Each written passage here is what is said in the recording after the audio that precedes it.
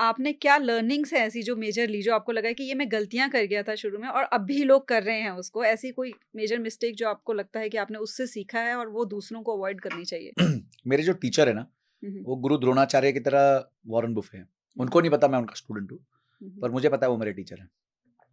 उनके हर स्टेटमेंट एक अपने आप में ना बुक है, स्टेटमेंट ही बुक होती है उनकी।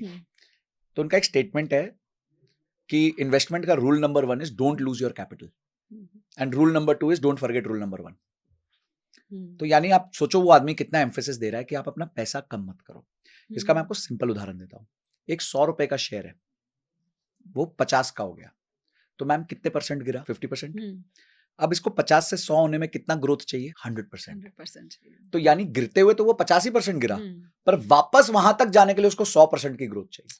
It is easier to lose money but very difficult to make. मुझे लगता है कि आजकल के लोग जो हैं, वो जो यंग ब्लड है, वो पैसे के साथ सट्टा खेलने लग गया है, इन्वेस्टमेंट्स नहीं सोच रहा है। उसे ठीक है यार, अगर 10,000 गया तो क्या, 20,000 गया तो क्या, तो जब तक आप ऐसे सोचोगे तो आप पैसा बनाओगे कैसे?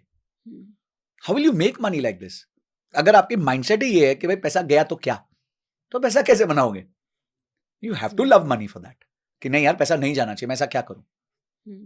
So this is the biggest mistake which I also did. मैंने भी लूज किया कैपिटल ऐसे, but at least I didn't loose everything of mine. I may have lost like 2%, 3% of my capital. उतना चल जाता है। आप कितना झेल सकते हो, है ना? आपके भी झेलने की एक क्षमता होती है, हर आदमी की झेलने की एक क्षमता होती है। तो आप कितना झेल सकते हो? मैं हो सकता है 5% तक झेल सकता था, तो मैंने झेल लिया। तो हर व्यक्ति को मैक्सिमम लॉस जितना वो कर सकता है उतना ही रखना चाहिए, उसके बाद दुकान एक बार के लिए बंद कर देनी चाहिए। तो यहां पे जो लोग हैं, पहली गलती ये करते हैं कि लॉस आने के बाद रिवेंज ट्रेडिंग करेंगे, रिवेंज इन्वेस्टमेंट्स करेंगे, इधर से पैसा निकालूंगा, इसी शेयर से पैसा निकालूंगा, नहीं जाऊंगा घर जब तक यहां से पैसा नहीं निकालूंगा, कैपिटल चला जाता है उसमें। ये वॉर विनेबल ही नहीं है। आप नहीं जीत सकते, आप बाजार से बहस नहीं कर सकते। बाजार बहुत बड़ा है, आपको बाजार में से पैसा बनाना है, बाजार के सिस्टम्स के को यूज करते हुए। आज मार्केट 700 पॉइंट गिर गई, आप क्या कर सकते हो? मैं क्या कर सकता हूँ? हमारा तो कोई योगदान ही नहीं है इसमें, हम तो बहुत छोटे छोटे इन्वेस्टर्स हैं।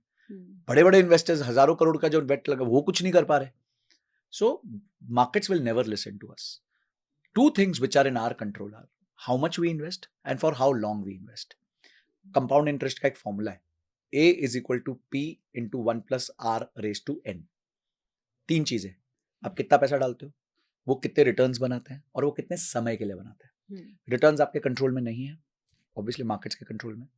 आप पैसा कितना डालते हो ये आपके कंट्रोल में, और आप कितने समय तक रहते हो इन्वेस्टेड ये आपके कंट्रोल में।